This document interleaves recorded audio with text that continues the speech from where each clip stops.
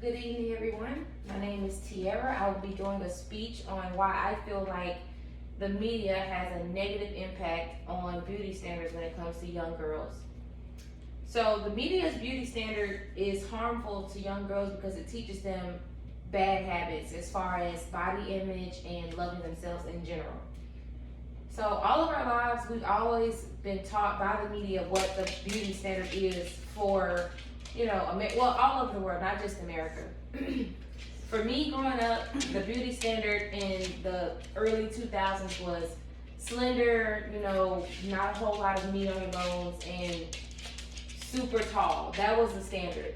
So me being 5'4" and not necessarily skinny, that was hard to watch as a kid. And then I always overly judged myself when looking at music videos and models and things like that.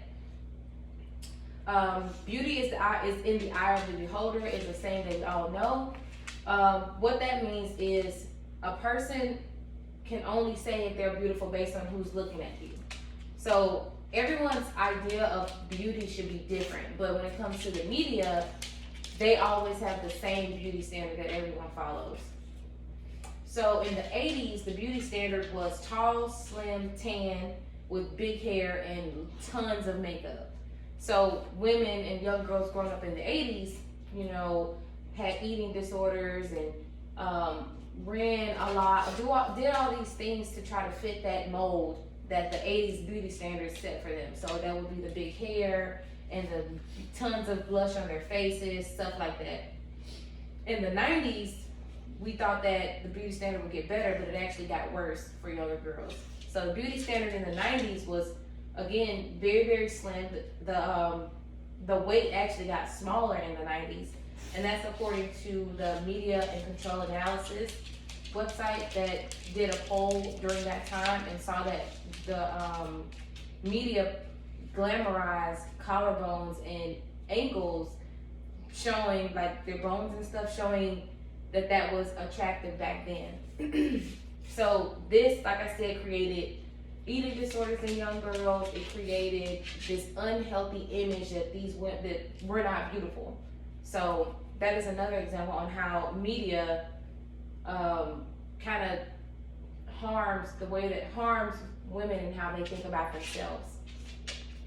So anxiety and depression is another thing that comes with media and the way that they portray beauty, because these are mental disorders, which means that if you have anxiety, you're constantly worrying about what other people think, or trying to be perfect and all those things. So that's how media created this disorder in some women.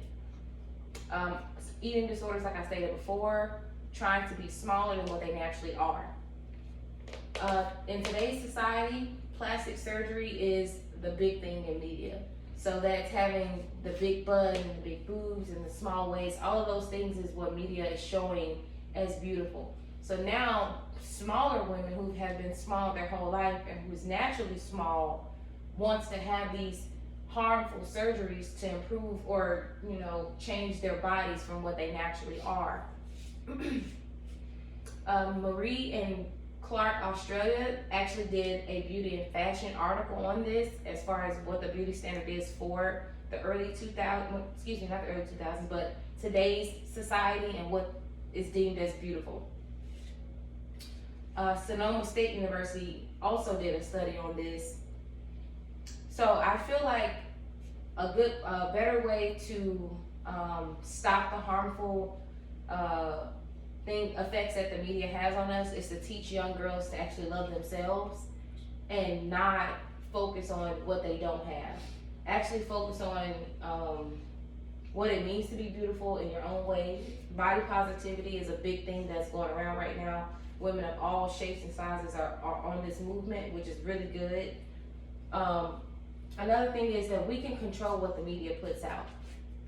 We are the media, in a sense. So if we can show what we want to see through the media, then I think that it will help younger girls see that they are also beautiful as well.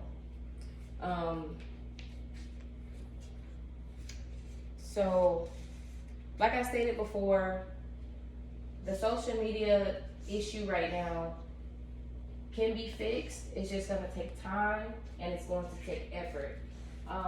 Growing up, my mom even talked about the beauty standards, like I said, in the late 90s. My mom was a bigger girl, so she wasn't a cheerleader, but she was able to get in band because she wasn't the ideal size for that time.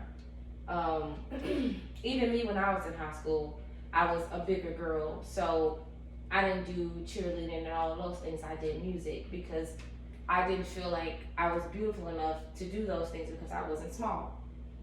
So now I feel like we have more of an avenue to try to change this and fix it and make it better. Another way that we can control what the media puts out is not giving attention to negative things that we see on the media. So if you see something that's negative, do not give it attention. Just try to move on from it, and that's how you take the power back to the people. Another way to change this is to talk to young girls growing up and let them know that they are beautiful, and let them know that it's okay to be a different size. There's nothing wrong with being big or small, whatever size they are. There's nothing wrong with that. The student newspaper of Mississippi State also did a letter on body positivity. Like I stated before, everything in this day and age is all about body positivity, and I feel like that is a really good tip, and that we should continue to move forward on body positivity. And that would be the end of my speech. So thank you guys. I appreciate it. Thank you.